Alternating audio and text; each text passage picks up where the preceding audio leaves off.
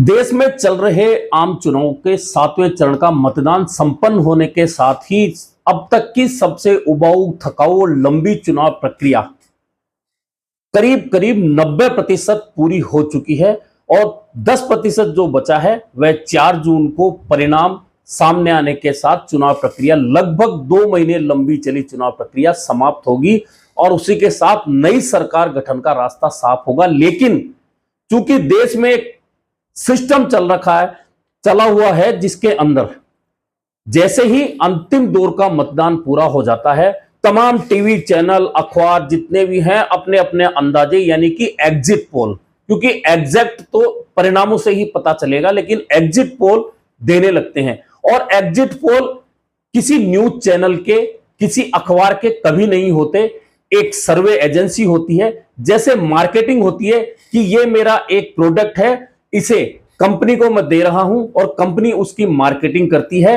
अब कौन सी कंपनी किस प्रोडक्ट की कितनी अच्छी मार्केटिंग कर सकती है, वह प्रोडक्ट बाजार में चल निकलता है। और सर्वे और एग्जिट का चुनाव में भी इतना ही संबंध है, इससे ज्यादा नहीं। बहुत सारे एग्जिट पोल परिणामों के आसपास नजर भी आते हैं, लेकिन अधिकांश एग्जिट पोल परिणामों के बहुत दूर दूर तक नजर आते हैं। यह एक बार नहीं, कई चुनावों में नजर आता रहा है। इसके बावजूद दिलचस्पी बहुत होती है, क्योंकि इस एग्जिट पोल के बाद जो बहस होती है वह एक मनोरंजन होता है, जो टीवी के सामने बैठकर बड़े बूढ़े नहीं, बच्चे भी देखकर हंसते हैं। और इस बार कांग्रेस ने एग्जिट पोल के बाद टीवी पर होने वाली तमाम बहस से खुद को दूर कर लिया है। इस पर बीजेपी का तंज भी है कि कांग्रेस ने पहले ही हार मान ली, जबकि कांग्रेस का कहना है कि हम 4 जून की तमाम डिबेट्स में हिस्सा लेंगे और 4 जून को हम खुशी भी मनाएंगे, क्योंकि इंडिया गठबंधन की सरकार बनने जा रही है। हालांकि परिणाम के बाद तय होगा कि किसकी सरकार बनेगी, लेकिन एग्जिट पोल जब आज शुरू हो रहे हैं तो उसमें अंदाजा वही रहेगा जिस तरह से टीवी चैनलों ने पूरे चुनाव में या पूरे 10 साल में भूमिका निभाई है कि एक पक्षीय उन्होंने चर्चाएं की है, डिबेट्स की है, नफरत फैलाई है, या जो भी उन्होंने किया है, जो भी उनको मैसेज मिला उसके अनुसार उन्होंने काम किया। एग्जिट पोल भी वैसे ही आने हैं, लेकिन एग्जिट पोल में क्या नहीं आना है और क्या आपको समझना है, बहुत ज्यादा गुणा भाग गणित करने की जरूरत आपको नहीं है। सबसे पहले आपको समझना होगा कि बीजेपी ने 303 सीटें जो जीती थी 2019 में, वह कहां से जीती थी और कहां इस बार वह कमजोर रह सकती। इसके अलावा एग्जिट पोल का गणित कुछ भी नहीं है। तो सबसे पहले आपको समझना होगा दक्षिण भारत के 5 राज्य, तमिलनाडु, केरल, तेलंगाना, आंध्र प्रदेश और कर्नाटक, इन 5 प्रदेशों में कुल मिलाकर 129 सीटें होती हैं। और इस 129 सीटों में से 2019 में भाजपा ने 29 सीटें जीती थी और उनमें से भी 25 सीटें कर्नाटक की थी। इसके अलावा दक्षिण भारत में भाजपा का पास कुछ भी नहीं था। इस बार एग्जिट पोल कुछ नहीं, वोट परसेंट की कोई बात नहीं, कर्नाटक में सीधे सीधे भाजपा को 10 से ज्यादा सीटों का नुकसान होगा। यह लिख लीजिए, यह नुकसान जो भाजपा का होगा वह 10 की 10 सीटें या 11 सीटें या 12 सीटें या 8 सीटें जो भी घटेंगी वह कांग्रेस के खाते में जाएगी, यह भी तय है, इससे कोई इनकार नहीं कर सकता। इसके अलावा 4 सीटें तेलंगाना में भाजपा के पास थी। अगर 4 की 4 रिटेन भी हो जाती है तो भी कर्नाटक वाला नुकसान की भरपाई दक्षिण में नहीं हो रही। अब बहुत सारे प्रेक्षक कहते हैं कि दक्षिण में भाजपा की सीटें बढ़ सकती हैं, तो केरल की 20 सीटों में से भाजपा के हाथ में कुछ नहीं लगना।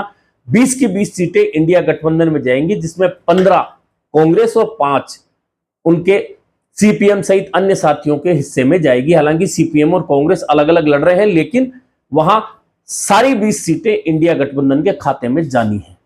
इसके अलावा तमिलनाडु की 39 सीटों की बात करें तो 8 सीटें कांग्रेस और 31 सीटें डीएमके के खाते में जा सकती है। लेकिन कोयम्बटूर में इस बार भाजपा फाइट में है, हो सकता है भाजपा वहां खाता खोल ले, इसके अलावा बहुत ज्यादा उम्मीद नहीं है। यानी कि जो कर्नाटक का नुकसान है उसकी भरपाई इन 129 सीटों में कहीं नहीं हो रही, और इस 129 सीटों में से भाजपा 19-20 सीटों पर समटनी है। यानी कि 543 में से 110 सीटें तो माइनस कर दीजिए, अब बाकी जो बच रही हैं वह बचती है 433 सीटें। तो 400 पार का नारा तो कोई मानने को तैयार ही नहीं होगा जब 110 सीटें घट चुकी हैं। अब 433 सीटों में से भाजपा जीतेगी कहां? अब आप आइए, जहां भाजपा सीटें जीत कर लाई थी वह बताता हूं मैं। सबसे ज्यादा जो मजबूत भाजपा रही थी वह राज्य थे हिमाचल, दिल्ली, हरियाणा, उत्तर प्रदेश, उत्तराखंड, मध्य प्रदेश, राजस्थान, गुजरात, महाराष्ट्र और छत्तीसगढ़। इसके अलावा जम्मू कश्मीर को इसमें जोड़ लें, पंजाब को जोड़ लें, जहां 2-2 सीटें आई थी खाते में। तो कुल मिलाकर यह 266 सीटें होती हैं, जहां भाजपा एक तरह से क्लीन स्वीप करके गई थी 2019 में। इनमें से 266 में से 200 से ज्यादा सीटें, 202 से ज्यादा सीटें भाजपा के खाते में गई थी। अब एग्जिट पोल इनको कुछ भी कहे, लेकिन इन भाजपा के खाते की 202 से जो ज्यादा सीटें थी इन प्रदेशों में, इनमें राजस्थान, हरियाणा, दिल्ली, उत्तर प्रदेश, मध्य प्रदेश, छत्तीसगढ़, हिमाचल प्रदेश, पंजाब, इनमें भाजपा को कुल मिलाकर तमाम प्रदेशों की बात करें और छोड़ दीजिए कि राजस्थान में कांग्रेस 8 सीटें जीतेगी, 9 जीतेगी, 6 जीतेगी, या हरियाणा में 4 जीतेगी, या दिल्ली में 2 जीतेगी, या उत्तर प्रदेश में कांग्रेस 6-7 सीटों तक जाएगी। आप तो सारे प्रदेशों को मिला के इन अगर 3-3 सीटों का नुकसान बड़े प्रदेशों को मान लें तो भी भाजपा के खाते की 30 सीटों का नुकसान इन सीटों में हो जाएगा। अब इन सीटों में से भरपाई कहां करेगी भाजपा, कोई भी राजनीतिक प्रेक्षक नहीं बता सकता कि इन प्रदेशों में किसी भी प्रदेश में भाजपा बढ़ रही है, क्योंकि बढ़ेगी कहां। राजस्थान की 25 की 25 भाजपा के पास थी, गुजरात की 26 की 26 थी, मध्य प्रदेश की 29 में से 28 थी, छत्तीसगढ़ की 11 में से 9 थी, दिल्ली की 7 थी पूरी की पूरी, हरियाणा की पूरी 10 थी, पंजाब में सिर्फ 2 थी। इस बार 2 का भी संकट है, क्योंकि किसान आंदोलन का फर्क निश्चित तौर पर पड़ने वाला है। इन प्रदेशों में कहीं भी जब भाजपा नहीं बढ़ रही, 30 सीटों का नुकसान यहां हो रहा है, 10 सीटों का नुकसान हो चुका है उसे दक्षिण में। तो कुल मिलाकर 40 से 45 सीटों का यह नुकसान होने का मतलब है कि भाजपा बहुमत के नीचे पहुंच रही है खुद। अब बाकी जो सीटें बचती है, बड़े प्रदेशों की बात करें, जहां भाजपा ने अच्छा प्रदर्शन किया था, बंगाल 42 में से 18 जीती थी, 23 सीटें 40 में से बिहार में जीती थी, और सहयोगी गठबंधन के साथ 39 सीटें 40 में से एनडीए ने जीती थी। इसके अलावा आसाम में 11 जीती थी और झारखंड में 7 सीटें जीती थी। अब इन तमाम प्रदेशों की बात करें तो एक बंगाल में अगर भाजपा 18 की 18 रिटेन भी कर लेती है, उड़ीसा की 21 सीटें हैं, उनमें से 8 भाजपा ने जीती थी। अब शुरुआत में लग रहा था कि भाजपा हो सकता है उड़ीसा और बंगाल में कुछ सीटें बढ़ाए, लेकिन चुनाव का 7वां चरण आते आते भाजपा के लिए पहले सोचा जा रहा था कि ये जो 7 चरण रखे हैं इसमें भाजपा को कहीं ना कहीं बहुत ज्यादा फायदा होगा, इसलिए 7वां चरण तक भाजपा इनको लेके गई, बंगाल और उड़ीसा के चुनाव को। लेकिन उड़ीसा में संबित पात्रा ने एक बयान दिया और भाजपा का पूरा घाटा करना था, जो एक ही बयान में कर दिया, और उन्होंने कहा कि भगवान जगन्नाथ तो नरेंद्र मोदी के भक्त हैं। उड़ीसा नहीं, उस पूरे क्षेत्र में भगवान जगन्नाथ का क्या स्तर है, कितनी पूजा होती है, लाखों करोड़ों लोग जहां दर्शन करने जाते हैं, उन्हें मानते हैं, उन भगवान को नरेंद्र मोदी का भक्त बताकर संबित पात्रा ने उड़ीसा में भाजपा की उम्मीदों पर पानी फेर दिया। अब बंगाल की बात है तो बंगाल में 18 सीटें और 22 ममता बनर्जी के पास है, बाकी बची कांग्रेस के पास हैं 2 सीटें। अगर वह की वह स्थिति भी रह जाती है और भाजपा मान लीजिए 2 सीटें बंगाल में बढ़ा भी लेती है, तो बिहार का नुकसान की भरपाई यहां नहीं हो रही, आसाम में भरपाई नहीं हो रही, क्योंकि आसाम में भाजपा घट सकती है, बढ़ने की उम्मीद बिल्कुल नहीं है। इसके अलावा अब आपके पास झारखंड बचता है।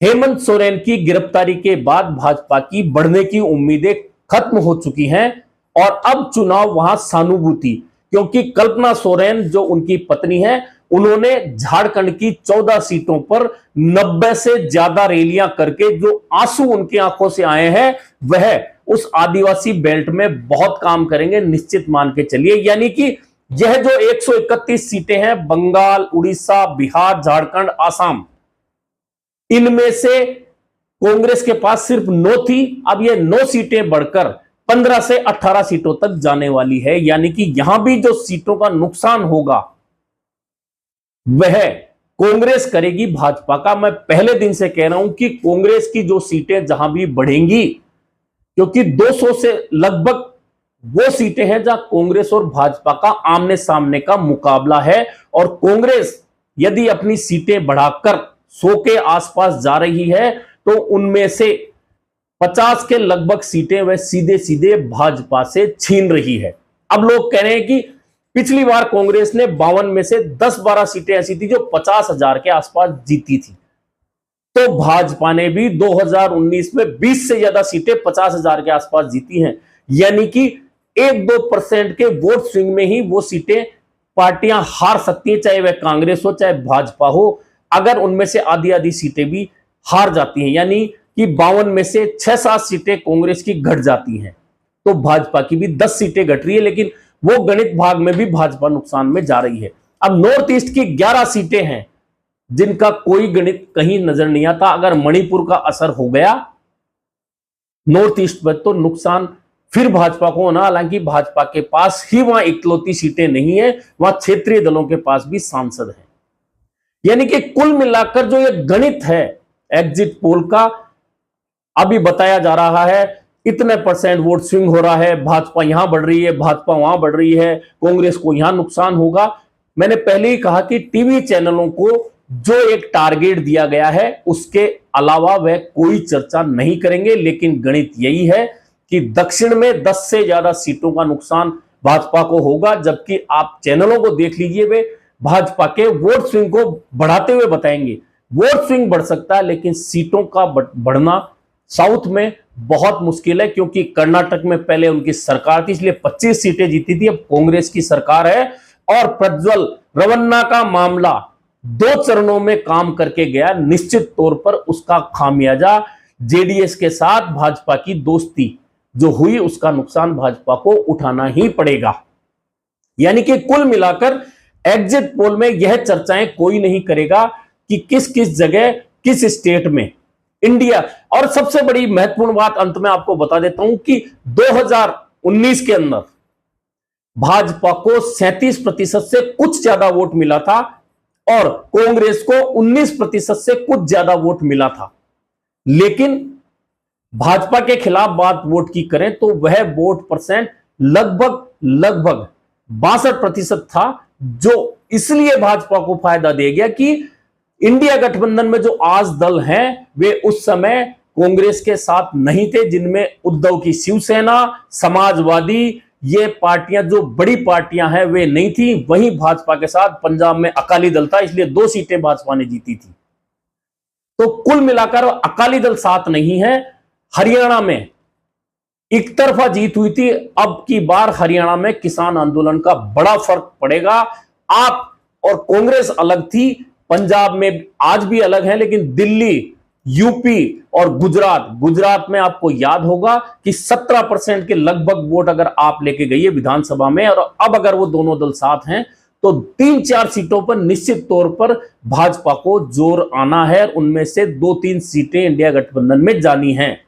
यानी कि कुल मिलाकर किसी भी प्रदेश पर नजर डालें तो नुकसान भाजपा का ही हो रहा है।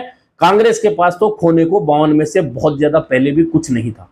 यानी कि अब एग्जिट पोल आप देख रहे हैं, उनमें कुछ लोग भाजपा को पसंद करने वाले खुश हो रहे होंगे, कुछ कांग्रेस को पसंद करने वाले कहीं सीटें बढ़ रही हो खुश हो रहे होंगे, लेकिन हकीकत यही है कि भाजपा का गणित वही 225 के आसपास आके ठहरना है और कांग्रेस का गणित 100 के आसपास आके ठहरना है।